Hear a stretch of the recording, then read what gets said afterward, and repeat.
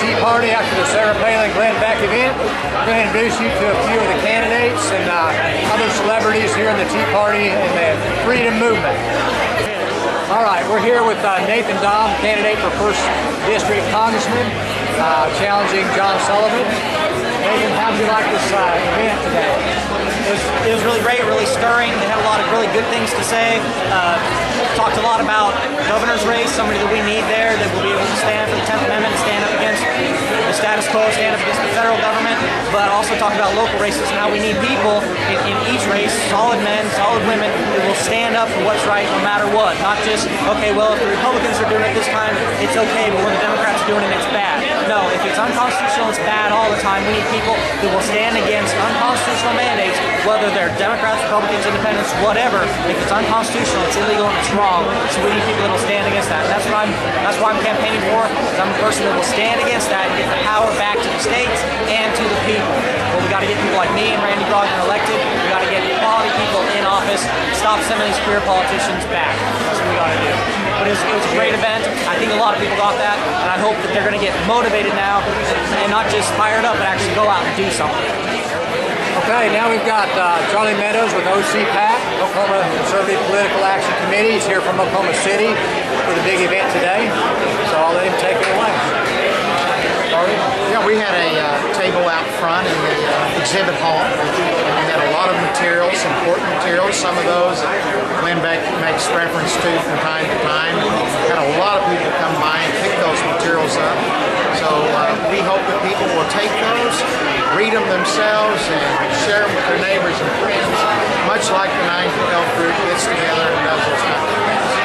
So it was really a great time. I did not get to hear Beck or did not get to hear Sarah Palin because we were busy at our table the whole time. But a great crowd today. The thing that I thought was really interesting is it is clear to me now that Randy Brogdon's work for so many months has certainly sewn up the grassroots activists. Mary Fallon had almost no presence here at all today. I didn't see a single supporter of hers.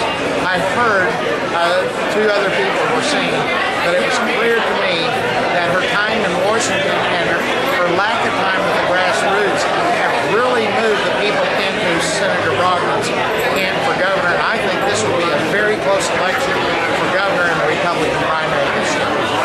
This is Jay Blevins with the Tulsa Tea Party, and he's going to tell you what he's been doing with the Tea Party movement here in Oklahoma. Jay, take it away. Hi guys. Jay Blevins, as you said, I founded the Tulsa Tea Party a little over a year ago, February 27th of last year. Really didn't know what I was doing, what I was getting myself into. I was just mad. And people said they were doing tea parties, so I said, I'm going to do one too. Well, from there, the first one, we had about 300 people or so out there, and really good event. We had quite a few good speakers and a lot of good feedback. So I decided to go ahead and do another one on tax day last year, which ended up being the big day that everybody did one on all throughout the country. I think there was officially something like 800,000 to 1 million people who showed up at tea parties all across the country last April 15th. And did that. We've done a couple of other tea party events throughout the year. Worked tightly with the 912 project, the Glenn Beck thing, and slowly worked into promoting candidates or people who I believe embody the ideas of the Tea Party. Liberty, freedom, constitutionality. What a friend of mine actually coined this phrase, classical constitutionality. Going back to what our founding fathers actually meant, based on their writings back and forth between each other. Not based on case law, not based upon somebody's opinion in 1945, but based on the opinions of Thomas Jefferson, Thomas Paine, James Madison, Alexander Hamilton in 1776, in 1780, in 1790. And they were writing stuff back and forth with each other, arguing the points. And I've been spending a lot of time looking for candidates like that. Have found a few, don't know if this is the actual form to put them out. You probably see one of them on my t-shirt. There are a lot of good candidates out there. I encourage everybody to go out and do some research. Find out what the candidates are talking about. Find out what their actual voting records are about. find out what the Constitution actually says. You know, yes, it feels great for somebody to hand you something and say, hey, you know, here, we're going to give you free health care. Here, we're going to give you free anything. Hey, that's nice. It's great. Love that Social Security and stuff. Truth of the matter is, none of that stuff is constitutional. All that stuff is an departure from what America was built on. And that's what the Tea Party is really about.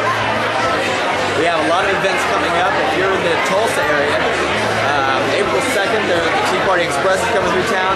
That'll be a great, fun event. A lot of great speakers nationwide coming in to talk about, you know, liberty and freedom and the Constitution. April 15th, we're having a Tea Party here in Tulsa. I think it's going to be, well, actually, I don't know because the venue hasn't been decided, so I'm not going to say I think it's going to be anywhere. Also, on the day before, on April 14th, there's a statewide Tea Party at the Oklahoma City Capitol.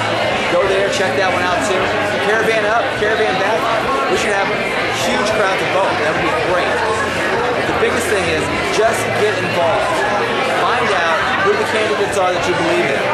And if you're not registered to vote, register to vote in the party that the candidates you believe in are running in, so you can vote for them in the primaries and get them elected, get them so that they can actually be elected in the general election. Because if we don't get involved in the primaries, nothing else we do even matters.